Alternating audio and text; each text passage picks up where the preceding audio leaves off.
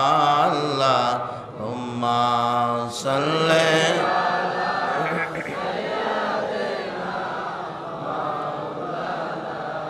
মুহাম্মদ ওয়া আলা আলি সাইয়্যিদিনা মাওলানা মুহাম্মদ আল্লাহুম্মা সাল্লি সাইয়্যিদিনা মাওলানা মুহাম্মদ ওয়া আলা আলি সাইয়্যিদিনা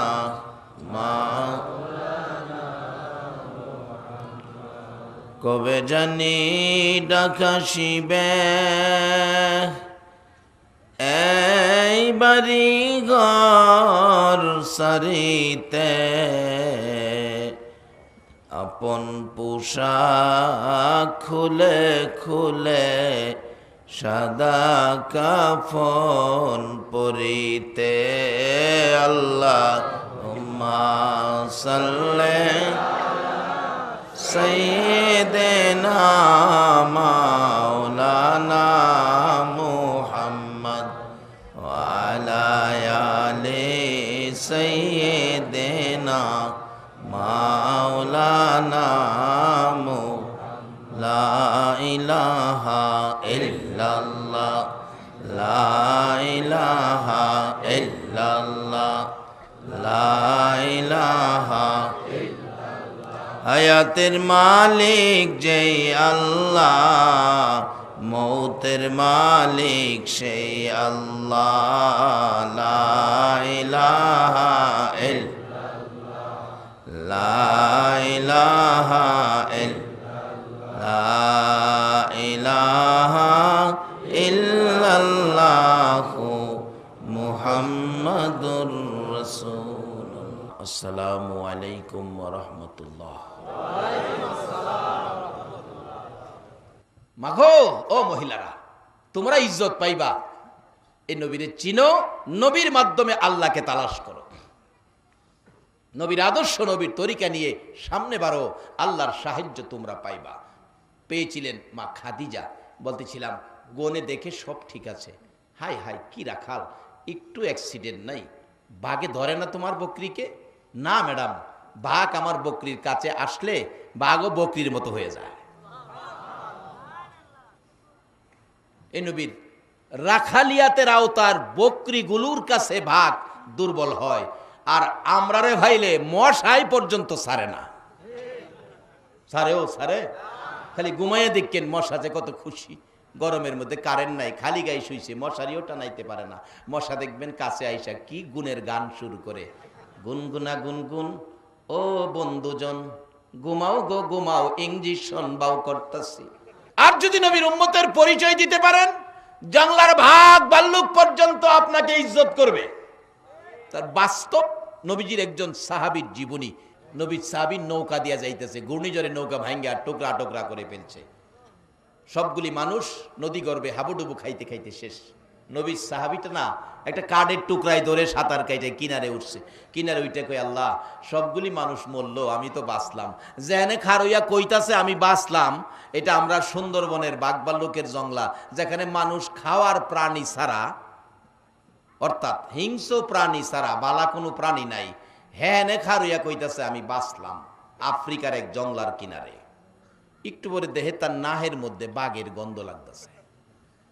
বাঘের কিন্তু গন্ধ আছে, শিয়ালের গন্ধ আছে, কিছু প্রাণী আছে তাদের একটা গন্ধ আছে, বাঘের গন্ধ নাহে, বাঘেও নাহে দেহে মানুষের গন্ধ লাগতেছে।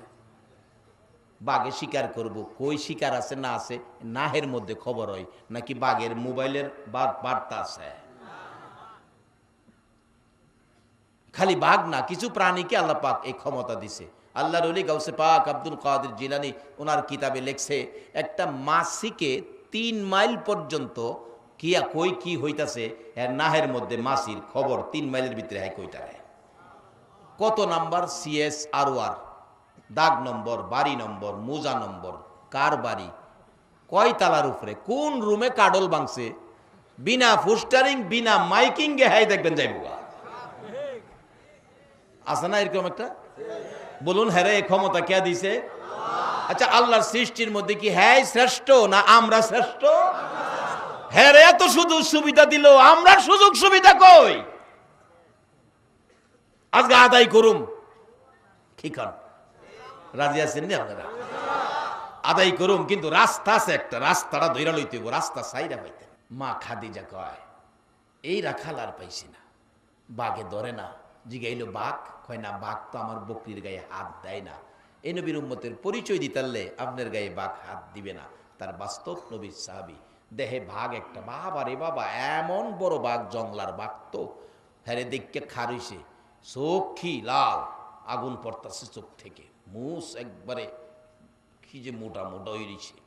বাঘ তো আইতাছে খুশি, জিব্বাটা বাইর কইরা দাঁতগুলি কটমট করে আইতাছে খাইব।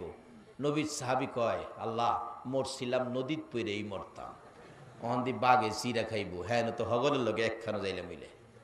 অবশেষে কয়, যাক, খাইলে খাক, একটা পরিচয় তো আমার আছে, পরিচয়টা দিয়া দেখি কাজ হয় কিনা। ও ভাগ, আমার দিকে আইতেছো, আমারে খাইবা, আমার পরিচয় জানো আমি কে? আমি আখিরি নবীর উম্মত। যেই নবীর সৃষ্টি না হইলে তুমি বাঘের সৃষ্টি। বাঘ একটু খবর হইছে যে বাঘে আমরা নবীরে চিনি নি, আইতাছে, আবার ডাক দিছে, আমার পরিচয়টা বুঝতে পারলি না? আমি আখিরি নবীর গোলাম, আমি নবীর গোলামি করছি, নবীর গোলামের গায়ে হাত দিস না। বাঘ তারপরও আইতেই আছে, কাছাকাছি আসলে বাঘের ভয়ে তার জীবনী লেখে কাঁপতে কাঁপতে জমিনে বসে গেছে। বাঘটা ডাকতেছে, প্রভু গো, আমার জবানটা খুলে দাও না, আমি যে নবীর গোলামের গায়ে হাত দিব না, আমি তাকে বুঝাইয়া দিব, জবানটা খুলে দাও। আল্লাহ বলেন, যাও, তোমার জবান খুলে দিলাম। বাঘ ডাকতেছে, ও নবীর গোলাম, তুমি ভয় পাইতেছো কেন? আমি তো তোমারে খাবো না, যার গোলামের পরিচয় দিয়েছো এই গোলামের গায়ে আমি হাত দিব না, আমি আসছি তোমাকে মদিনার পথ দেখাইয়া দেওয়ার জন্য। এই শানে আমি একটা গজল বানাইছি, কমুনি নাকি? কালকে নিয়ে আবার ফতোয়া দেওয়া শুরু করেন, মৌলবী গান গায়ে গেছে, দিলে দিবেন, পুরাই লইছি। কমু কমু, নিজের বানানো গজল, আমার সাথে কোয়েন আপনারা, ভালো লাগলে। নবীজির গোলামের, নবীজির গোলামের কোনো চিন্তা নাই, চলো নবীজির জান্নাতে মদিনাতে যাই, চলো নবীজির জান্নাতে মদিনা। কে কে যাবে মদিনায়, মদিনাতে কান্দে নবী উম্মতের মায়ায়। কে কে যাবে মদিনায়, মদিনাতে কান্দে নবী উম্মতের মায়ায়।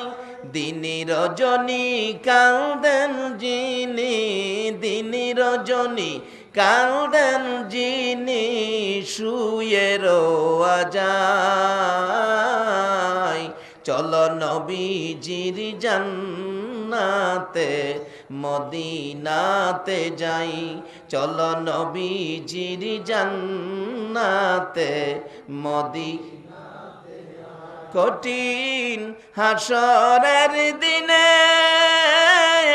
বেহেশতে যাবে না নবী উম্মত বিনে, কঠিন হাসরের দিনে বেহেশতে যাবে না নবী উম্মত বিনে। মাফ করিয়ে দিবেন আল্লাহ, মাফ করিয়ে দিবেন আল্লাহ নবীর ওসিলায়, চলো নবীজির জান্নাতে মদিনাতে যাই, চলো নবীজির জান্নাতে মদিনাতে। বাঘ ডাকতেছে, আরে নবীর গোলাম, ভয় পেও না, আমি তোমাকে খাইতে আসি নাই, তোমাকে মদিনার পথ দেখাইতে আইছি। যেই নবীর উম্মতের পরিচয় দিলে বাঘ না খাইয়া মদিনার পথ দেখায়, বলুন এই নবীর উম্মত হইতে পারলে লাভ হবে না লস হবে? দুনিয়ার কিছুদিনের দুনিয়ার মধ্যে বেজালটা ছাইরা দিয়া লন, নবীর উম্মত হয়ে যায়। অবশেষে তার জীবনী লেখে বাঘ পিছন থেকে লেজটা বাড়িয়ে দিয়ে বলছে, আমার লেজে ধরো। লেজে ধরলেন নবীর সাহাবী, জংলার মাঝখান দিয়ে বাঘ চলছে। বলুন, জংলায় কি বাঘ একটাই থাকে না আরো আছে? মানুষ খাওয়ার মতো হিংস্র প্রাণীরা আসতেছে, তাকে দেখে ওই বাঘটা তার বাসায় জংলার সকল প্রাণীকে সাবধান করে দিচ্ছে, ও জংলার বাঘেরা, হিংস্র প্রাণীরা, সাপ বিচ্ছুরা, এদিকে আইসো না, কাকে নিয়ে চলছি খবর জাননি, আখিরি নবীর উম্মত লইয়া রওনা হয়েছি। নবীর সাহাবী বলেন, এই ঘোষণার পর আমি তাকিয়ে দেখি যাই যেখানে আসছিল সেখানেই ব্রেক হয়ে গেছে, সামনে বাড়ে না, শুধু আমার বাঘটাই মাঝখান দিয়ে চলছে। দুনিয়াতেও দেখবেন মাঝে মাঝে একটা গাড়ি আসে, মন্ত্রীর গাড়ি, আগে একটা পুলিশ সার্জেন্ট হোন্ডা নিয়ে বাঁশি ফু দেয়, সংকেত দেয়, সাইড সাইড সাইড। আবার মন্ত্রীর গাড়ির আগের গাড়িটা পুলিশ দুই সাইডে তো জানালাটা লাঠি বাইর করে দেখায়, মানে সব ব্রেক, মন্ত্রীর গাড়ি চলবে, দেখছেন সব ব্রেক, একটা গাড়ি চলছে। নবীর সাহাবী বলেন, সব ভাগ ভাল্লুক হিংস্র প্রাণী ব্রেক, আমার গাড়িটা শুধু চলছে। আমি বলবো, এই নবীর উম্মতের পরিচয়ে শুধু জংলায় নয়, দুনিয়াতে নয়, হাশরের ময়দান যেদিন কায়েম হবে, আদাত উপরে যেদিন সূর্য আসবে, সর্বপ্রথম আমার আল্লাহ ঘোষণা দিবেন, যেই ময়দানে আদম আলাইহিস সালাম থেকে শুরু করে ঈসা আলাইহিস সালাম পর্যন্ত সকল নবী রাসূলের উম্মতেরা দাঁড়িয়ে থাকবেন। সর্বপ্রথম ঘোষণা হবে, আখেরি নবীর উম্মতের গাড়িগুলো জান্নাতে পাঠাও। এখন সে নবীর উম্মত হইতে আপনারা রাজি আছেন কিনা? তাহলে কিছু জিনিস দেহ থেকে ছাইরা দিতে হবে, আর কিছু জিনিস আইনা আবার ডুহাইতে হবে। ছাইরা দিতে হবে সুদ, সুদ কি কি কয় না বাঙালি, কি সুদ? অহন সুদ কয় না, এটা সুন্দর ভাষা আনছে একটা, ইন্টারেস্ট। বাবা গো, কার জন্য সুদ খায়া, ঘুষ খায়া সংসার বড় করে তুমি যে কবরে যাইবা, এ সম্পদের বন্টন কিন্তু তুমি নিবা না, কিন্তু কবরে ফিডার বন্ধক কিন্তু কেউ নিবে না। কবরের বেজালের বন্টন ছেলে মেয়েরা কেউ নিবে না। তোমার রোজগারের সম্পদ তারা বাইতে নিব, কবরের ফিডার বাঘ কেউ নিবে না। তাইলে এই কাজটা না কইরা নবীর উম্মত হয়ে যাইগা, সুদ ঘুষ ছাইরা দেই, আর জামাতের শহীদ নামাজটা লন্দইরা নাই। কিসের শহীদ নামাজ? জামাতের শহীদ নামাজ পড়লে কই যাওন লাগে? মসজিদ হলো জান্নাতের টিকিট কাউন্টার। সহজে বুঝাইতে পারছি? এখন কিন্তু কাউন্টার সিস্টেম গাড়ি বেরিয়েছে সারা দেশে, দেখবেন কাউন্টার গাড়ি, কাউন্টার গাড়ি। আমাদের বৈরব থেকে আপনাদের রপ্তানি গাড়ি আইয়ে চলন বিল, এটা কাউন্টার সার্ভিস। আল্লাহ কো, তোরা কাউন্টার সার্ভিস আর দেশ বইরা লাইছস, আমিও জান্নাতের কাউন্টার খুইলা দিলাম। সমস্ত পৃথিবীর মসজিদগুলি হলো আমি আল্লাহর জান্নাতের টিকিট কাউন্টার। খালি গিয়ে লাইনও দাঁড়াইবেন, এমনি টিকিট পাইবেন। সুবহানাল্লাহ কইতেন না? কোন কি বল হুজুর, কোন কি বল? হা হা, 80 বছরের বুড়া আজকের ওয়াজ শুনে ফজরের নামাজে পিছনের কাতারও গিয়া লাইনও দাঁড়াইন না। আল্লাহু আকবার। আল্লাহ কইব, ফেরেশতারা এটা কোনটারে লাইনে দাঁড়াইছে? জামাতে পড়তে গেলে লাইনে দাঁড়ান লাগে না? আল্লাহ জিগাইব, এটা কোনটারে লাইনে দাঁড়াইছে? ফেরেশতারা আল্লাহ, এটা 80 বছরেরা আজকে কেমনে কেমনে লাইনও খারাইছে, জীবন এটা মসজিদ আই না। আল্লাহ কো, আমার কাছে ভালো লাগছে, দেখছে তার জীবনে হিসাব কিতাব কি। ফেরেশতারা কো, আল্লাহ হিসাব কিতাব দেখমু কি? বিরাট। তাইলে তার জীবনের সব গুনাহ একটা গাঠুরি বানাইয়া মাথার দে, মাথাত লইয়া খার রয়েছে নামাজের ভিতরে। আচ্ছা বলুন, জামাতের নামাজ খালি খারই থাকে, রুকু সেজদার যায় না? ইমাম সাহেব রুকুতে গেছে, মুসল্লিরাও সব কি কিন্তু ফিসে যে 80 বছর একটা আইসিন, লাইনও কারইছিন জান্নাতের টিকিট কাউন্টারের লাইনও, তাও কি রুকুতে? আচ্ছা আপনারাই ফাইসালা দেন, মাথাত কোনো গাঠুরি থাকলে রুকুতে গেলে থাকবো? রুকুতে যাইবার আগেই তো গাঠুরি হইয়া গেছে। আরে অনেক ভদ্রলোকের দেখছি টুপি হই হইয়া যাবে, আর গাঠুরি থাকবো?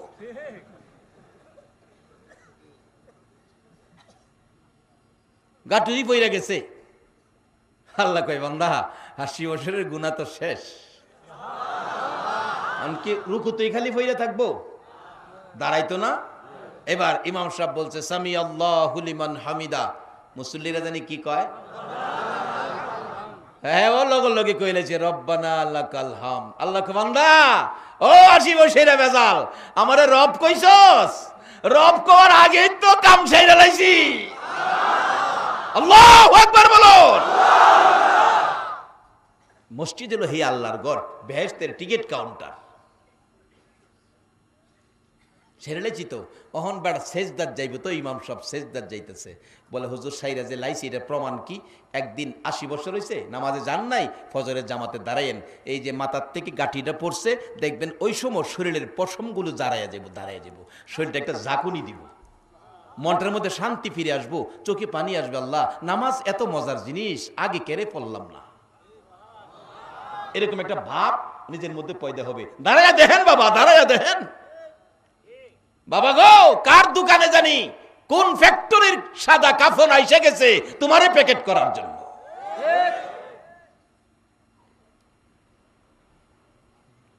বাড়ি করছো ছেলেরে দিবা, সম্পত্তি কিনছো মেয়েরে দিবা, আর তোমার লাগে তুমি কি কিনছো? তুমি কবরে নেওয়ার জন্য কি লইছো? আমি কি কথাগুলো বুঝাইতে পারতেছি?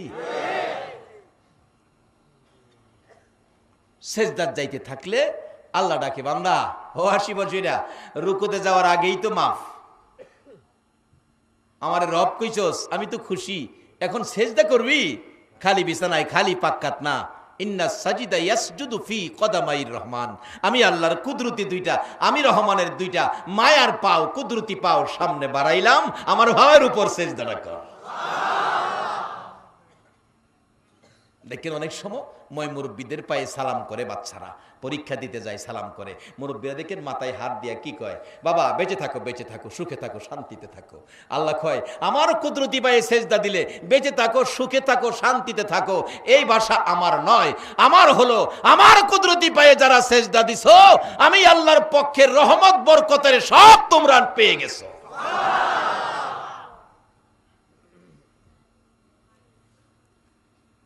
জান্নাতের কাউন্টারটা কিন্তু মসজিদ, জান্নাতের কাউন্টার। আজকে আমাদের বিপদের মূল কারণ হলো আমরা মসজিদ ছেড়ে দিছি। এক আল্লাহর ওলির জীবনীতে দেখি, আল্লাহর ওলি রাস্তাটা হাইটা যাইতেছে, একজন রাখাল ছেলে ওনাকে দেখে সালাম দিছে, হুজুর আসসালামু আলাইকুম। তা আল্লাহর ওলির নেক নজর আইছে, ওলিদের নেক নজর কিন্তু খুব লাভবান হয়। নেক নজর, বাবা তুমি আমাকে সালাম দিলা, তুমি তো ভালো ছেলে, তোমার নাম কি? নাম কি বাবা? হুজুর আমার নাম ইমাম উদ্দিন। ইতিহাস লেখে ইমাম উদ্দিন। হায় হায় ইমাম উদ্দিন, তোমার এত সুন্দর নাম, তুমি দ্বীনের ধর্মের নেতা তুমি, আর তুমি এখানে গরুরে ঘাস খাওয়াইতেছো। বাবা তুমি একটা মাদ্রাসায় পড়ো, বড় আলেম হইতারবা, আল্লাহওয়ালা হইতারবা। আল্লাহর ওলির মুগ্ধা বাইরিছে বড় আলেম এবং আল্লাহওয়ালা হইতারবা। হ্যাঁ তো বাড়ির গিয়া কই মা একটা হুজুরের সালাম দিছিলাম, নামটা বলে ভালো, মাদ্রাসায় পড়লে আল্লাহওয়ালা অলি হইতে পারবো। মা আমি মাদ্রাসায় পড়বো। মা কই হকিন্নির হুত, তুই মাদ্রাসাত পড়বি, অলি হইবে, তোর গরু খাওয়াইবো কেনা? হ্যাঁ ফিনফিনি কথা না আমি পড়বো। মা অবশ্য লাড়ি লইছে, হ্যাঁ ভিড়াইতো, মা লাড়ি দেখে হ্যাঁ দৌড়, মা অফিসে তো দৌড়াইতেছে। কিছু ভাগলা মা আছে না দেশ, সেটতে গেলে গা হ্যাঁ সারতে রাজি না। অবশেষে দেখে যে বাসার ফত নাই, দেখে জুহরের নামাজের আজান দিছে, মুসল্লিরা মসজিদে ঢুকতেছে, হ্যাঁ গিয়া দৌড়াইয়া মসজিদে ঢুকে গেছে। মা সামনে দা ঘুরে আর কয় বাইর বাইর। হ্যাঁ ক বাইর দিতাম না, ক বাচ্চা গেলে কই গিয়া বাচ্চে? মুসলমান জবাব দাও, কই গিয়া বাচ্চা? তাহলে এখনো মুসলমানদের বাসার একটা জায়গা আছে, এই জায়গাটার নাম হলো মসজিদ। কে মসজিদ থেকে বের করে দিল? আজকে মসজিদের সাথে সম্পর্ক কেন আমাদের নাই?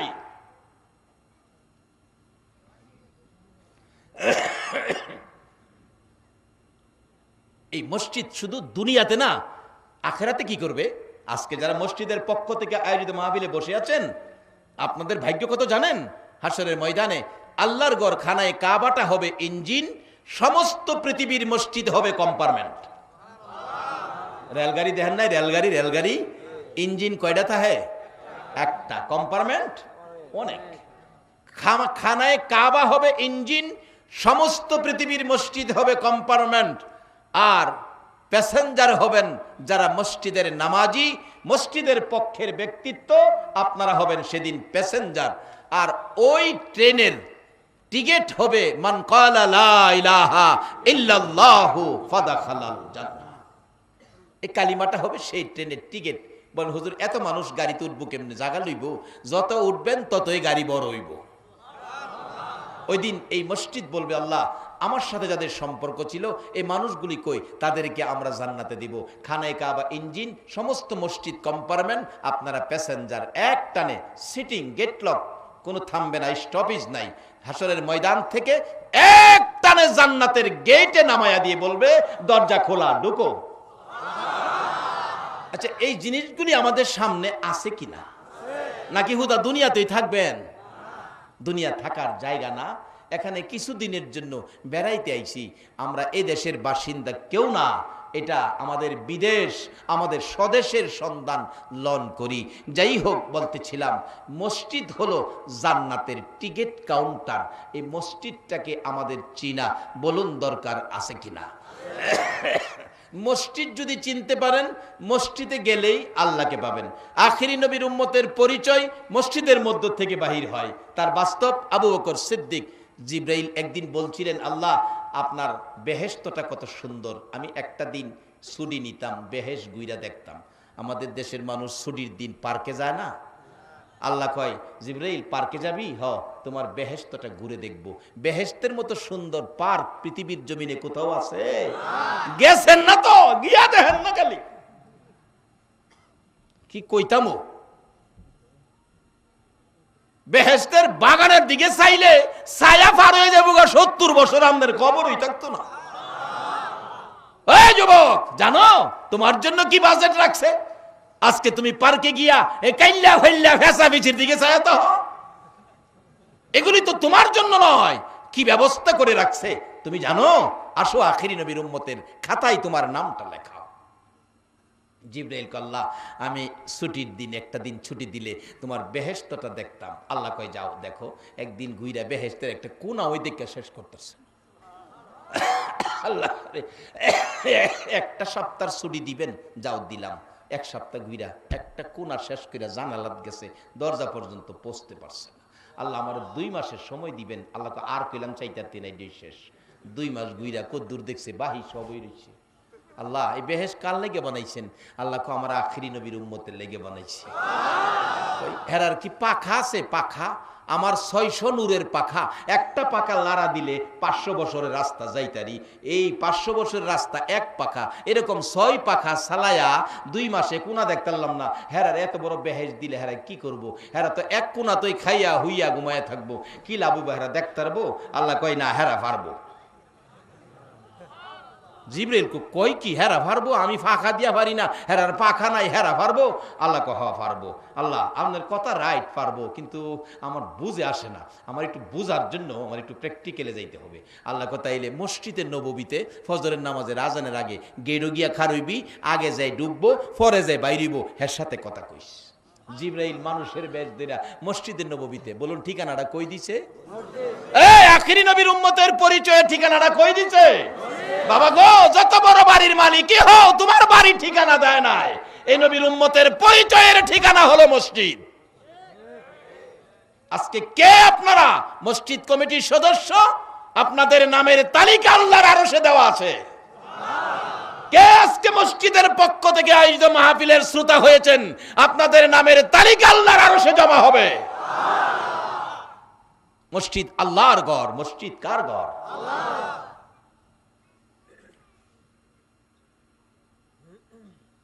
ঠিকানা মসজিদ। জিব্রাইল মানুষের বেশ দেরা। কেরামত আলী আছে না, কেরামত আলী, কেরামত আলীর সুরতদের গিয়া গেটে খারেছে, দেখে একটা লোক ঢুকছে সাদা পাঞ্জাবি গায়ে দিয়া, সবার আগে। সব মুসল্লি নামাজ শেষে গেল, কিন্তু কেরামত আলী দেহে হেই মুসল্লিটা আর বাইরিল না। গেট ছাইরা মসজিদের দরজায় গেছে, চৌকাটে এভাবে হাত দিয়া খারুছে যাতে বাইরিলে হাতও লাগে। ভিতরে চুকি দিয়া দেহে হে লোকটা বসা। কিছুক্ষণ পর বাইরে আইছে, ভাইজান আপনার জন্য আমি দাঁড়িয়ে রইছি। কেরামত আলীর সুরতে জিব্রাইল দাঁড়িয়ে রইছে। আচ্ছা ভাইজান আপনার নাম কি? যার নাম জিগাইছে কিতাব লেখে, উনি জবাব দিছে আমার নাম আবু বকর সিদ্দিক। আল্লাহু আকবার বলুন। কেমন ব্যক্তিটাও! বাবা এই নবীর উম্মত হন। আবু বকর বেহেশতে না গেলে কেউরে বেহেশতে যাওয়ার অনুমতি দিবে না। আর আবু বকর বলছে নবীর একটা উম্মত ফালায়া আমি আবু বকরও বেহেশতে যাইতাম না। কি যে মজার ব্যাপার, মহব্বত, ভালোবাসা একজনের প্রতি আরেকজনের। কিন্তু আমার মধ্যে এটা নাই, অনেক হিংসা ঢুকিয়ে গেছে, বেজাল ঢুকিয়ে গেছে। বাবা হিংসা লঞ্চাইরা দিন, আমরা আখিরি নবীর উম্মত। হিংসা, নিন্দা, ঝামেলা, বেজাল, তাকাতাকি, কিলাকিলি, গুতাগুতি এটা আমাদের চরিত্রে থাকার কথা না। আমরা মিলেমিশে থাকবো, আমরা একে অপরের প্রতি ভালোবাসা, মহব্বত দেখাবো। যেই হোক, লম্বা ঘটনা, এদিকে আমি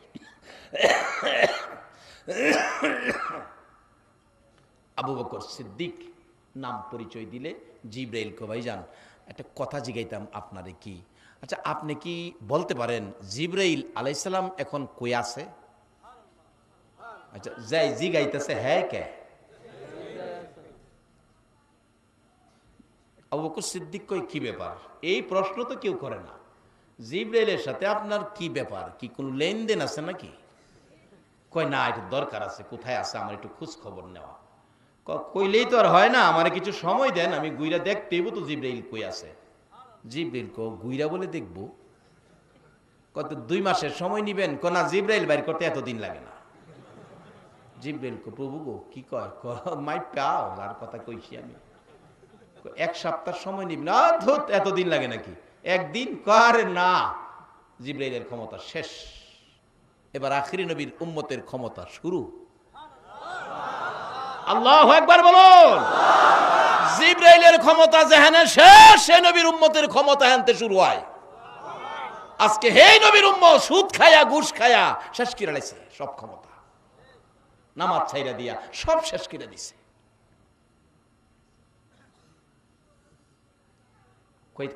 কতক্ষণ সময়ে জিব্রাইলের খবর দিবেন? জিব্রাইলের আইডিয়া নাই। আবু বকর সিদ্দিককে জিগাইলেন। আবু বকর সিদ্দিক বলছে, ভাইজান আপনারা তো চিনি না, এমন এক প্রশ্ন কইরা বইছেন, প্রশ্নের জবাব নিব, আপনি দাঁড়ান। সময় হলো, জিব্রাইল খোঁজ দেওয়ার সময় হলো। চোখের পলক, চোখের পলক, 2-3টা পলক না, একটা পলক। চোখের এক পলকে জিব্রাইল কই আছে আমি কয়ে দিব। জিব্রাইল কো প্রভু গো দরাত বুঝি ফুটছি। আল্লাহ কয় আমার আখিরি নবীর উম্মতের হওয়ার বুঝাও। কথাইলে বলুন, চোখের পাতি মাইরা, পলক মাইরা কয়, ভাইজান আপনি একটু দাঁড়ান, আপনি যাইেন না। জিব্রাইল কোথাও পাইতেছি না। আল্লাহর 8টা বেহেশ কোনায় কোনায় ঘুরে ঘুরে দেখে এলাম। সুবহানাল্লাহ, আসতে গেলেন। এ নবীর উম্মত হইলে আমরা লাভ হইব না লস হইব? বাবারে, একখানি জমির লেগে কত ঝগড়াঝাটি করলেন, আর 10টা পৃথিবীর সমান একটা জান্নাত দিব আখিরি নবীর উম্মতের। হে জান্নাতের লেগে 5 ওয়াক্ত নামাজ জামাতে পড়া আমাদের দরকার আছে না? লাগলে পড়বেন, না লাগলে না পড়বেন, এটা আপনাদের ব্যাপার। এবার আপনি দাঁড়ান। 8টা বেহেশতের কোনায় কোনায় দেখছি, জিব্রাইল নাই। 7টা জাহান্নাম গুইরা দেখছি, জিব্রাইল নাই। আল্লাহর আরশ, কুরসি, লৌহ কলম যা আছে, আল্লাহর সৃষ্টি জগৎ কোনোটা বাকি রাখি নাই, কোথাও জিব্রাইল নাই। জিব্রাইলটা গেল কই? ভাই সাহেব মনে দুঃখ নিয়েন না, আমি তো আর জিব্রাইল না, আমি তো আবু বকর। আমার মন কয় আপনি জিব্রাইল। ভাই সাহেব আপনি মনে করেন আপনারা কইতাছি না, দেখাইছে আর কি আপনারা। জিব্রাইল আসল সুরত বাইর করে কয়, ও আখিরি নবীর উম্মত ছাইরা দাও, মাইপা গেলাম ক্ষমতা যে কত দিছে।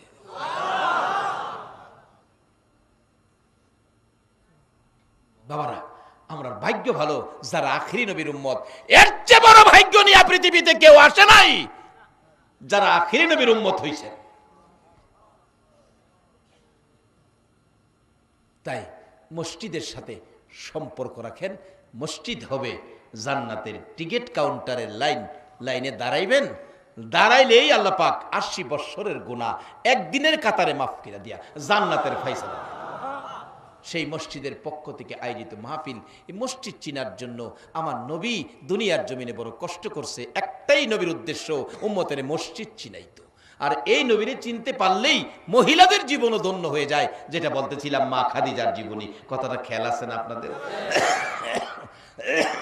মা খাদিজা বলেন, রাখাল মোহাম্মদ একটা ভাগও আমার বকরি খাইছে না, তোমারে আর ছাড়তেছি না। পরের দিন আবার যাইতেছে, চাইছে ছাদের উপর উঠতে, দেখে মেঘের টুকরা ছাইয়া দিছে, গরম বেশি, অজগর সাপ আইসা ফনা ধরে তাল পাতার পাখার মতো মাথাটা করে নবীজির চেহারা মোবারকে বাতাস করে। খাদিজা দেখকে কয়, মুহাম্মদ চিনছি, আর তোমাকে ছাড়ছি না, কালকার থেকে আর মরুভূমিতে যেতে হবে না, ব্যবসার দায়িত্বে। নবীজি ব্যবসার দায়িত্বে, বলুন নবী যে ব্যবসার দায়িত্বে আছে, লাভ হইব না লস হইব? কিছুদিন লাভ, লাভের লাভ, প্রচুর লাভ। খাদিজা আচার আচরণ দেখে, নবীজির চাল চলন দেখে, ব্যবসা বাণিজ্যের অবস্থা দেখে খাদিজা সইতে পারে না। ডাকতেছিলেন আশপড়শিদেরকে, তার বংশের গার্জিয়ান ময় মুরব্বীদেরকে, ও আমার গার্জিয়ানেরা, মুরব্বীরা, আমার একটা কথা শুনো গো, তোমরা আমার একটা কথা শুনো। আমার ব্যবসার ম্যানেজার মোহাম্মদের কাছে আমি খাদিজাকে বিবাহ দিয়া দাও। গার্জিয়ানেরা, মুরব্বীরা বলেন, ও খাদিজা, তুমি পাগল হতে পারো, আমরা পাগল হতে পারি না। যার মা নাই, বাবা নাই, জমি জমা নাই, গরদর নাই, ব্যবসা বাণিজ্য নাই, বেড়া বকরি দুম্বা উট নাই, ব্যবসার মালামাল নগদ টাকা বলতে কিছুই নাই। খাদিজা বলেন, এরে আমার গার্জিয়ানেরা, আমার যখন পাগল হই তোমরা কইছো, আমার হাতে কলম দাও, কাগজ দাও, মোহাম্মদের কিছু নাই বলে যদি আমারে বিবাহ দিতে রাজি না হও, আমি খাদিজা মোহাম্মদকে চিনে ফেলেছি। আমার ধন সম্পদ, বাড়িঘর, বেড়া বকরি দুম্বা উট, ব্যবসার মালামাল নগদ টাকা, এমনকি আমি খাদিজার জীবন জৈবন যা আছে গো, সব আমি মোহাম্মদের নামে আমি দান করে দিলাম। মোহাম্মদের নামে সব দান করে দিয়ে আমি খাদিজা গরিব হলাম। বলো, আমি গরিব খাদিজাকে ধনী মোহাম্মদের কাছে বিবাহ দিবানি? পয়েন্টে পড়ে গেছে, পয়েন্টের পেছে পড়ে গার্জিয়ানেরা বিবাহ দিয়ে দিলেন। বলুন খাদিজার জীবন ধন্য হলো না লস হলো? খাদিজা নবীর পক্ষ নিলেন, সব আল্লাহকে পাওয়ার জন্য দান করে দিলেন। খুশি হলেন আমার আল্লাহ, নবীর পক্ষ খাদিজা নেওয়ার কারণে আল্লাহ খাদিজার পক্ষে হয়ে গেছে। যেদিন খাদিজা দুনিয়ার থেকে বিদায় হবে, বাস্তব ঘটনা, আমার নবীর দিকে তাকিয়ে তাকিয়ে খাদিজা কাঁদতেছে। নবী ডাকে, খাদিজা গো, তুমি কাঁদলে আমার কলিজা মানে না গো খাদিজা। যেদিন আমার মা নাই, বাবা নাই গো, যেদিন আমার মক্কা নগরে কেউ ছিল না, তুমি জীবন জৈবন ধন সম্পদ টাকা পয়সা সবগুলো আমার ভালোবাসায় দান করে তুমি আমার পক্ষ নিয়েছিলা, সান্ত্বনা দিয়েছিলা। তুমি বিদায় হলে তুমি কাঁদলে আমি অসহ্য লাগে, আমার চোখে পানি রাখতে পারি না। হুজুর কেন কান্দি জানেননি? আমি তো আপনার ভালোবাসায় আল্লাহ খুশি করার জন্য সব দান করে দিয়েছিলাম। এখন আপনার কাছে 3টা জিনিস চাবো গো নবী, বলুন আমারে দিবেন কিনা? আমার নবী বলেন, খাদিজা রে, আমার জন্য তুমি সব দিয়েছো, আমি কি তোমাকে 3টা জিনিস দিতে পারি না? দিব, কথা দিলাম তোমারে 3টা জিনিস দিব, বলো কি জিনিস? খাদিজা কান্দে, হুজুর যেদিন আমি খাদিজার মৃত্যু হয়ে যাবে গো, ও মা বোনেরা, নবীর বিবি খাদিজা যদি মৃত্যুর ভয়ে এই ফাইসালা করতে পারে, তোমাদেরও এই ফাইসালাই যাওয়া দরকার। ডাকতেছে, ইয়া রাসূলুল্লাহ, আমার মৃত্যু হলে আমি দেখেছি মক্কার মানুষ মরে গেলে বাজার থেকে কাফন কিনে কাফন পরাইয়া দাফন করে, আমাকে বাজারের কিনা কাফন পরাবেন না, আপনি নবীর একটা পাঞ্জাবি দিয়ে আমারে কাফন পরাইবেন। নবী বলেন, যাও, তোমার দাবিটা রাখলাম। আর একটা দাবি, আমাকে যেই কবরে শোয়াবেন, জান্নাতুল মুআল্লাতে যেই কবরে শোয়াবেন, আমাকে শোয়াইবার আগে আগে গো নবী, আপনি একটু আমার কবরে শুয়ে আসবেন। বলুন, নবী যেই কবরে শুয়ে আসবো, এই কবরটা কি বেজাল থাকবো? নবী যেই ঘরে থাকবো, নবীর আদর্শ যার কাছে থাকবো, তার মধ্যে কি অশান্তি থাকবো? নবী গেলে যে কি হয়, বাস্তবে আসেন না।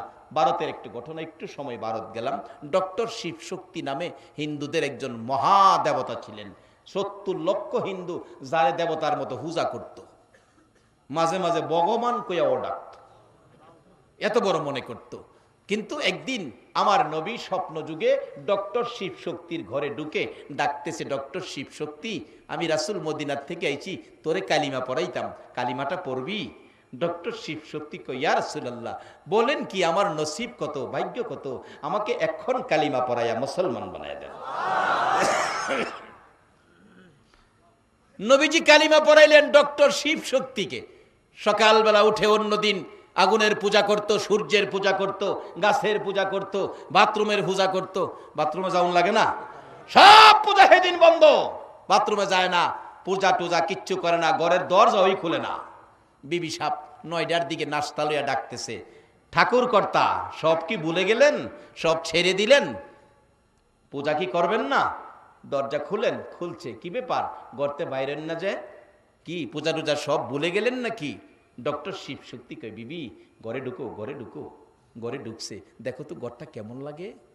বিবি চোখটা ঘুরায়, ও প্রাণের স্বামী, মন কয় ঘরে যেন কোনো মহান অতিথি আইসা গেছে। স্বামী কে আসছিল গো, ঘরটা যেন রহমতের ভান্ডার হয়ে গেছে। ডক্টর শিব শক্তি বলেন, বিবি গো, আজকে রাতে রাহমাতাল লিল আলামিন নবী এসে এই ঘরে আমাকে কালিমা পড়াইছে। ঘরে কত সুগন্ধি, কত মজা, কত স্বাদ।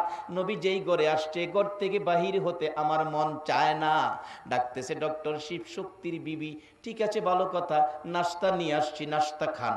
ডক্টর শিব শক্তি বলেন, বিবি তুমি কি জানো না, আমি তো ইসলাম গ্রহণ করে মুসলমান হয়ে গেছি, তোমার মতো বিবি এখন হিন্দু, তোমার হাতের নাস্তা আমি খেতে পারি না। বিবি কয়, স্বামী এই এতদিনের মহব্বত কিছুক্ষণে ভাঙ্গা দিলা, খাওয়া এই সারমো তোমার আজকা। রুটির মধ্যে বাজি লাগাইয়া স্বামীর মুহ নিচে দিত, স্বামী মুখ তালা মারছে, খেতাম না, স্বামী একটু খান। রাসূল বলছে এটা ইসলাম, স্বামীর মুখে স্ত্রী খাবার তুইলা দিবে, আবার স্ত্রীর মুখেও স্বামী খাবার তুলে দিবে, এটা ইসলাম। এতে স্বামী স্ত্রীর মহব্বত কি হবে বলুন? বাড়বে, সংসারে শান্তি আসবে, রহমত বরকত আসবে, এটা ইসলাম। আজকে এইটা নাই তো, করে স্বামী স্ত্রী কিলাকিলি। কোন কোন ফ্যামিলি আছে 2 মাস হয়ে গেছে, একটার ভাই একটা ভিড়াও চায় না, মাঝে মাঝে বিচার দেয়, হুজুর বাড়ি হল কথা শুনে না, আমার ভাই চাও না, দোয়া করেন। দোয়া করলে হবে না, ইসলামে ঢুকো, নবীর আদর্শে যাও, নবীর তরিকায় যাও, তাহলে শান্তি পাইবা। নবী বলছে স্বামী স্ত্রীর মুখে, স্ত্রী স্বামীর মুখে খাবার দিবে।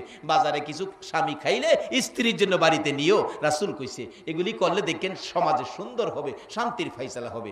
বিবি কয়, স্বামী না খাওয়াইয়া যাইতাছি না, তাহলে বোঝা গেল বিবির মধ্যে কিছু ইসলামের গন্ধ ঢুকছে। ডক্টর শিব শক্তি কয়, আমি খাবো না। খাইবেন না? স্বামী তারাইয়া দিয়েন না, না খাইয়া পারবেন না। খবর জানেননি, যেই সময় আমার নবী আপনারে কালিমা পড়াইয়া মুসলমান বানাইছে, যাওয়ার পথে আমারেও কালিমা পড়াইয়া গেছে। এখন আমারও জীবন ধন্য, আমিও তো কালিমা পড়েছি। একদিনের কালিমাই ইসলামের প্রেম মহব্বত কত, নবীর আদর্শ ঢুকে গেছে, স্বামীর মুখে স্ত্রী রুটি দিতে চায়। যে ঘরে রাসূল গেছে, ঘরটা যদি এত বরকতের হয়, আর খাদিজা বলতেছে, নবী গো আমার কবরের পাশে আপনি নবী শুবেন, আমার যে কবরে শোয়াবেন আপনার শুয়ে আসবেন। তৃতীয় দাবি হলো, আমার এই কবরে শোয়ায়া সবাই যখন কবর সারো বলে চলে যাবে, আপনি নবী আমার কবরের পাশে বসে মুনকির নকিরের সওয়ালের জবাবটা আপনি নবী দিবেন। নবী কও, খাদিজা আমার জন্য তুমি এত কিছু দিছো, আমি তোমার 3টা দাবি রাখলাম, তোমার 3টা দাবি আমি দেব। যেদিন খাদিজা মৃত্যু হলো, সবকিছু করে নবীজি কবরের মাথার পাশে বসে আছে, ঘন্টার পর ঘন্টা মুনকির নকির আসে না। নবী পেরেশান, এখনো আসতেছে না, ব্যাপারটা কি? আল্লাহ কয়, জিবরাইল যা আমার বন্ধুর কাছে যা, বন্ধুরে যায় বন্ধু যেন খাদিজার প্রশ্নের জন্য চিন্তা না করে, বন্ধু যেন বাড়িতে চলে যায়। যেদিন বন্ধু খাদিজার পক্ষে 3 কথার ওয়াদা দিয়েছিলেন, আর খাদিজা যেদিন আমার বন্ধুর ভালোবাসায় আমি আল্লাহকে পাওয়ার জন্য জীবন যৌবন ধন সম্পদ বাড়ি ঘর টাকা পয়সা নগদ বাকি সব দান করে দিয়েছিল, এদিন আমি আল্লাহ খাদিজার পক্ষে গিয়েছি। আমার বন্ধু মুনকির নকিরের সওয়ালের জবাবের জন্য বসে থাকতে হবে না, বন্ধুর পক্ষে খাদিজা যাওয়াতে আমি আল্লাহ খাদিজার মুনকির নকিরের সওয়ালের জবাব আমি আদায় করে দিয়েছি। যার পক্ষে গেলে আল্লাহ মুনকির নকিরের সওয়ালের জবাব আদায় করে দেয়, এই পক্ষটা নেওয়া বলুন আমাদের দরকার আছে কিনা? সে নবীর উম্মত হইতে আপনারা রাজি আছেন? তাহলে কিছু জিনিস ছাড়তে হইব, কিছু জিনিস ধরতে হইব। সাইরা দিবেন সুদ ঘুষ একবারে সব পারতেন না। আজকার ওয়াজে দুইটা জিনিস, সুদ ঘুষটা সাইরা দিবেন একটা উদ্দেশ্যে, আখরি নবীর উম্মত হওয়ার জন্য। সব সাইরা দিবেন না, আজকাল দুইটা খালি দিলাম। সুদ ঘুষ ছাড়বেন, ধরবেন একটা জামাতের সহিত নামাজ। যদি জামাতের সহিত নামাজ দেখাইয়া আখরি নবীর উম্মতের পরিচয় দিতে পারেন, আল্লাহর কসম অহনো নবী ডাকিয়া আপনারে পাশে রাখবো। তার বাস্তব হযরত ওমর ফারুক রাদিয়াল্লাহু তাআলা আনহুর জীবনী। ওমর যখন মদিনার শাসক, রাষ্ট্রপতি, মসজিদে নববীতে রাষ্ট্রপতি ইমামতি করে, একজন ইহুদি ওমরকে হত্যা করার জন্য বহুদিন যাবৎ ঘুরতেছে, সুযোগ পায় না। একদিন ফজরের নামাজের সময় ইমামের পিছনে, মসজিদের মধ্যে ইমামের পিছনে পাঞ্জাবির নিচে ছুরি লইয়া বসে আছে মুসল্লি সেজে। ওমর ইমামতি করবে, এক রাকাত নামাজ পড়াইয়া দ্বিতীয় রাকাতের জন্য দাঁড়াইতে ছিল, সোজা হইতে পারে নাই। বাকার মধ্যেই ইহুদি ওমরের ডান দিক দিয়ে কলিজার মধ্যে ছুরি মারছে, কলিজা ছেদ্র করে বাম দিক দিয়ে বেরিয়ে গেছে। ইহুদি ছুরি মাইরা মুসল্লিদের ভিতরে লুকাইয়া গেছে। ওমর কাত হইয়া নামাজের বিছানায় পড়ে গেছে, জিহ্বাটা বাহির হয়ে গেছে। শক্তিশালী পুরুষ রক্ত বাহির হইয়া মসজিদে নববী লাল লাল হয়ে গেছে। মুসল্লিদের পায়ের নিচের রক্ত, মুসল্লিরা ডাকতেছে, কার রক্ত গো? মসজিদে নববী লাল লাল করে দিলা। ওমরের ছেলে আব্দুল্লাহ মিম্বরে দাঁড়াইয়া ডাকতেছে, মুসল্লিরা গো, এতিম করে ফেলছে গো, আমাদের সর্বনাশ হয়েছে গো, আমার বাবারে ছুরি মারছে, জীবনের তরে বিদায় করে দিয়েছে, আপনারা দরজা বন্ধ করে দেন, আমি আমার বাবার প্রতিশোধ নিব, বিচার করব। ওমর ছোট্ট ছোট্ট সুরে ডাকতেছে, রে আব্দুল্লাহ, প্রতিশোধ নয়, বিচার নয়, আমার ভাগ্যে যা ছিল তা হয়েছে। এখন আমাকে যদি খুশি করে বিদায় দিতে চাও, একটা কাজ করো। কি কাজ? আমি দেখেছি আমার নবীর রওজার পাশে আমার ভাই আবু বকর সিদ্দিক জান্নাতের বিছানায় ঘুমাইছে। রে আব্দুল্লাহ, যদি পারো মা আয়েশার কাছ থেকে অনুমতি লইয়া আমারে যদি নবীজির পাশে আবু বকরের মতো শুয়াইতে পারো, আমি ওমর খুশি হইয়া বিদায় হইব। একটা দৌড় মেরে মা আয়েশা সিদ্দিকার কাছে যাইয়া ডাকতেছেন, মা গো, আমার বাবাকে ছুরি মারছে গো, বাবা দুনিয়ার থেকে বিদায় হয়ে যাবে, একটু জায়গা নবীজির পাশে শোয়ার জন্য চাইছে। মা, আমি ভিক্ষা চাই, আমার বাবারে একটু জায়গা ভিক্ষা দেন, নবীজির পাশে শোয়াইয়া বাবারে খুশি করে বিদায় দেই। ও বাবারা, ভাইরা, কতজনের মা বাবা দুনিয়ার থেকে বিদায় হলো, মা বাবারে খুশি করে বিদায় দিছেন কিনা চিন্তা কেউ করেন নাই।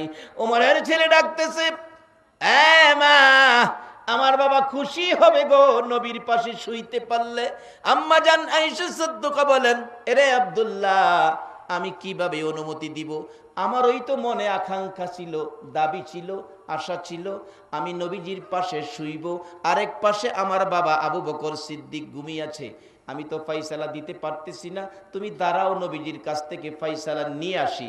নবীজির রওজার পাশে যাইয়া মা আয়েশা সিদ্দিকা ডাকতেছে, ইয়া রাসূলুল্লাহ, আমার বাবার পাশে আমি শোয়ার ইচ্ছা ছিল গো নবী, আপনার পাশে শোয়ার ইচ্ছা ছিল, এক পাশে বাবা আছে, আরেক পাশে আমি শুইব।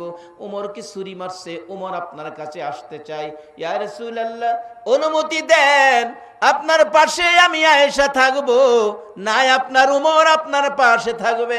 আমার নবী রওজার ভিতর থেকে বড় মায়ার সুরে ডাকতেছে, রে আয়েশা, মনে দুঃখ নিও না, অনুমতি দিয়ে দিলাম রে, আমার উমর আমার পাশে থাকবে।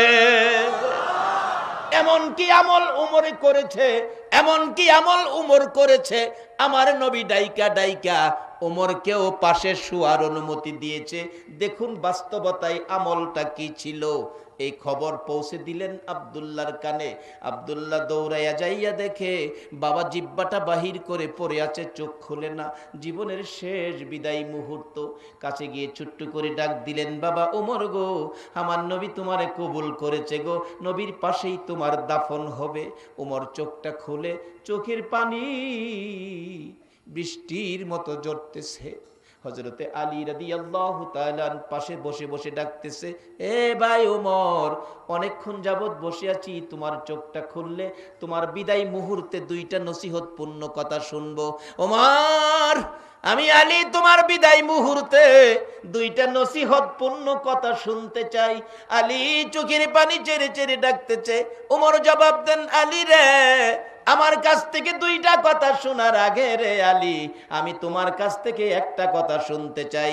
কি কথা শুনতে চাও গো ভাই উমর? উমর কাঁদতেছে আর ডাকতেছে, আলী, আলী রে, আমি জীবনে কোনোদিন জামাত ছাড়ি নাই রে আলী। জীবনে এক ওয়াক্ত এক রাকাত নামাজ আমার জীবনে ছাড়ি নাই রে আলী।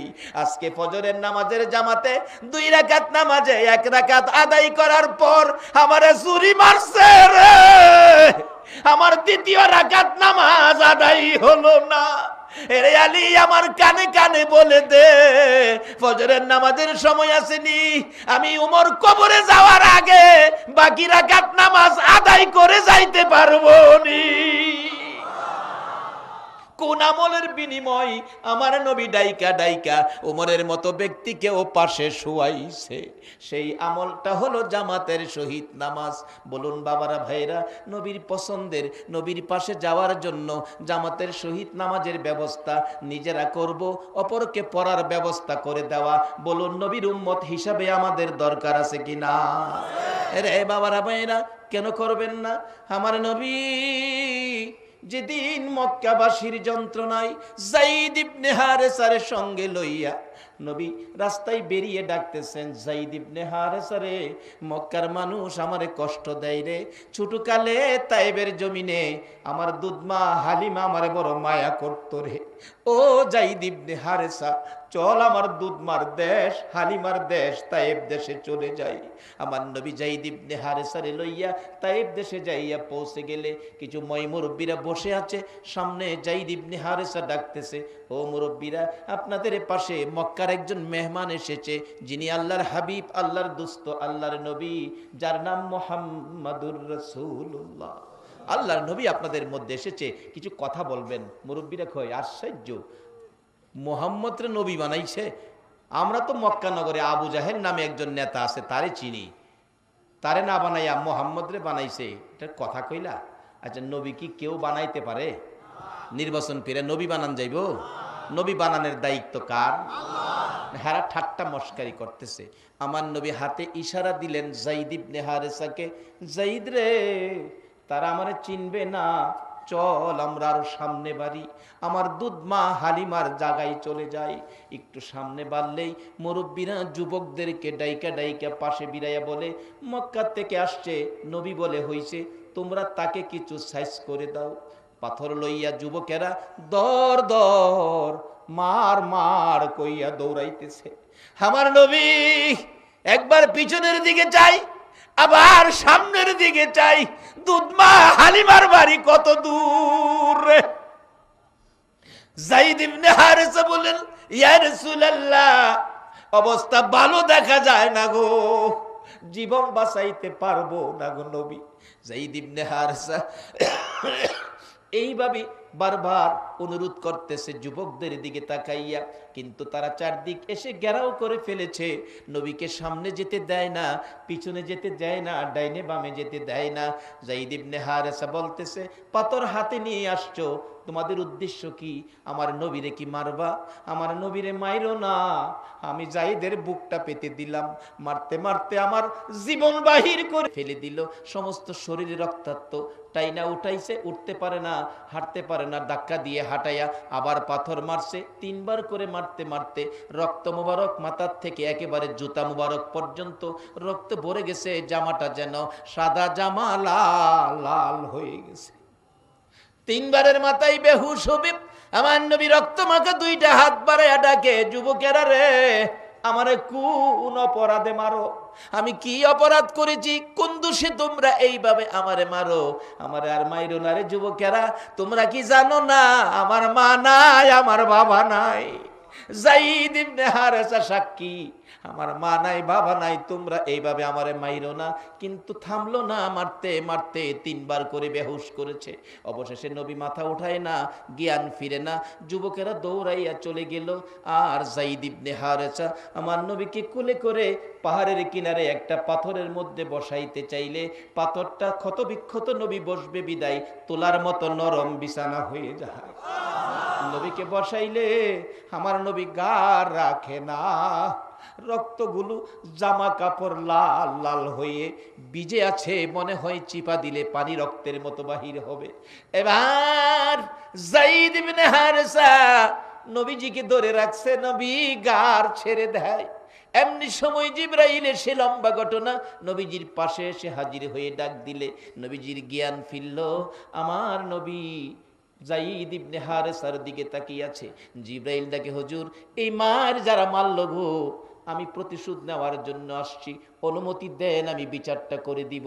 আমার নবী বলেন, না না, তারা বুঝে না রে, আমারে মারছে, এই মায়ের বিনিময় এ দুনিয়ার কোনো বিচার আমি চাই না। জিবরাইল একটা কাজ কইর, আমার রক্ত মাখা জামাটা গো আমার আল্লাহর দরবারে জমা দিয়া দিলাম। এই রক্তের ভিজা জামাটা আমি আল্লাহর দরবারে আমানত করে দিলাম। হাসরের জমিন যেদিন কায়েম হবে, আদাত উপরে যেদিন সূর্য আসবে, আমার উম্মতেরা যদি বিপদে পড়ে যায়, এই রক্ত মাখা জামার বিনিময় আমার উম্মতের তরাইয়া লইয়া যাইব। যেই নবী তাইবের জমিনের রক্তের বিজার জামা আপনার আমার নাজাতের জন্য রেখে দিল, এই নবীকে খুশি করার জন্য কিছু কাজ করা বলুন আমাদের দরকার আছে কিনা? সেই নবীর খুশির কাজটাই হলো জামাতের শহীদ নামাজ। বাবারা, যেই জামাতের শহীদ নামাজের ব্যবস্থা মসজিদের পক্ষ থেকে আপনাদের কাছে হাত বাড়িয়েছিল, দেখলাম আপনারা নবী খুশির কাজ সকলে করতে পারেন নাই। যে জামাত, নবী কত খুশি। মা আয়েশার জীবনী, মসজিদের নববীতে জামাতের নামাজ শুরু হবে, নবীজি 17 ওয়াক্ত নামাজ জামাতে যাইতে পারে নাই অসুস্থতার জন্য। তারপরও জামাত শুরু হবে, নবী প্রস্তুতি নিতেছেন জামাতে যাওয়ার জন্য। অসুস্থ, হাতে বর করে একটু দাঁড়িয়ে গেছে, নবী কাত হয়ে পড়ে গেছে। মা আয়েশা বলেন, হুজুর শাস্তি দেয় না, উঠছেন না। আবার উঠতে চাইছে, নবী উপর হয়ে পড়ে গেছে, মা আয়েশা টাই না বসাইছে, নবী গো আপনি যায়েন না। আমার নবী কান্দে, এরে আয়েশা আমি কি আর পারবো না রে জামাতে যাইতে? রে বাবা যুবকেরা, এই নবীর ভালোবাসায় জামাতের ব্যবস্থায় শরীক হও। যারা নবীর ভালোবাসায় এইভাবে বসে আজ শুনেছো, নবীর পক্ষ নিয়েছো, আমার মন বলে তোমাদের মতো যুবকেরাই তো একদিন আমার নবীর মারছে। এই নবীর পক্ষে যারা এসেছো, আমার নবী তোমাদের জন্য ফুলসিরাতের ঘাটে বসে থাকবে। সেই নবীর সুপারিশে ফুলসিরাত পার হইয়া জান্নাতে যাওয়ার জন্য আপনাদের কাছে এই মসজিদের পক্ষ থেকে 2টা হাত বাড়াইলাম। রব্বানা যালামনা আনফুসানা ওয়া ইল্লাম তাগফির লানা ওয়া তারহামনা লানাকুনান্না মিনাল খাসিরিন। রব্বিরহামহুমা কামা রব্বায়ানি সগীরা। ডাক দেন না, রব্বিরহামহুমা কামা রব্বায়ানি সগীরা। রব্বুল আলামিন মায়া নজরে তাকিয়ে দেখো, গভীর রাত্রে তোমার আদরের বান্দারা তোমার ঘর মসজিদের পক্ষ থেকে আয়োজিত মাহফিলে 2টো করে হাত তোমার কাছে বাড়াইছে। মাবুদ, এই গভীর রাত্রে তোমার বান্দারা তোমার কাছে হাত বাড়াইছে, তুমি জিগাও না কে কোন আশাই হাত বাড়াইছে। আল্লাহ গো, আমি তো জানি না কার মনে কি আশা, কার মনে কি ব্যথা, তুমি তো জানো কার মনে কি আশা। তবে সকলের পক্ষ থেকে আমি একটা দরখাস্ত করব, আমরা দুনিয়ায় থাকবো না জানি, তারপরেও শয়তানের দুকাই পড়ে, দুনিয়ার মায়াই পড়ে বহু গুনাহ করে ফেলেছি। আজকের মাহফিলের উসিলায় আমাদের সকলের গুনাহগুলো ক্ষমা করে দাও।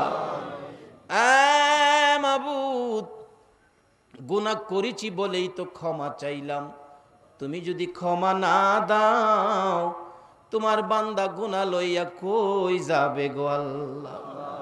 দুনিয়ায় দেখছি সন্তান অপরাধ করলে মা যদি থাপ্পড় দেয়, কানতে কানতে বাবার কাছে যায়, বাবা আদর করে। বাবার কাছে যদি অপরাধ করে, বাবা থাপ্পড় দিলে কানতে কানতে মায়ের কাছে যায়, মা টাইনা টাইনা বুকে জড়ায়। মাউত, আমরা অপরাধী গো, আমরা গুনাহগার গো, এই গভীর রাত্রে হাত বাড়াইছি, তুমি যদি ফিরাইয়া দাও, বলো আমরা আর কার কাছে যাব গো আল্লাহ। ফিরাইও না, ঘুরাইও না, কার জীবনে কত গুনাহ হিসাব জিগাইও না, কে নেককার কে গুনাহগার কাউরে কিছু কইও না। এই মাহফিলের উসিলাই মা বোনদেরকে সহ আমাদের সকলের জীবনের গুনাহগুলো ক্ষমা করে দাও আল্লাহ গো। জীবনের গুনাহ ক্ষমার আসার দরখাস্তের পর আরেকটা দরখাস্ত করি, তুমি কিন্তু রাগ হইও না। আমি জানি না হাজার হাজার মানুষ হাত বাড়াইছে, কার মনে কি ব্যথা আছে, কার মনে জানি ব্যথা আছে। মানাই মানাই গো মানাই, কার মনে জানি ব্যথা, বাবা নাই বাবা নাই গো হুজুর। দোয়া না করে বাড়িতে যাব না গো হুজুর।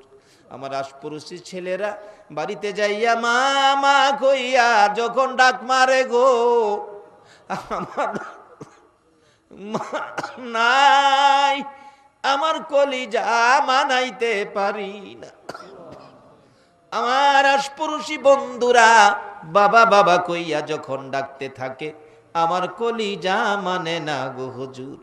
কে জানি হাত বাড়াইছে মায়ের অভাবী, কে জানি হাত বাড়াইছে বাবার অভাবী।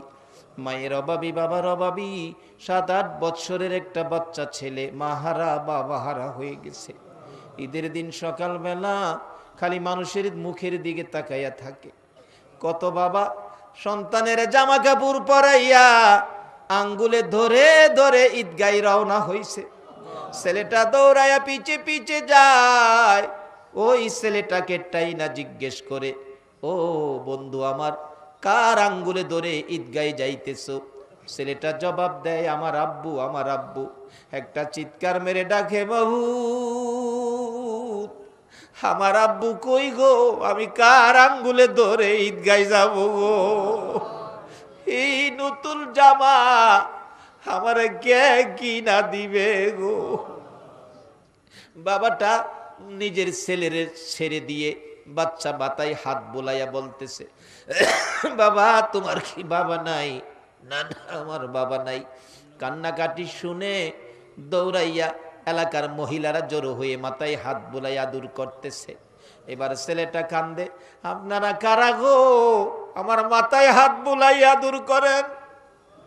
আপনারা কে কি হন আমি জানি না, আপনাদের কাছে জানতে চাই, আপনার এইভাবে আমার আদর করতেছেন, আমার মা কই গো?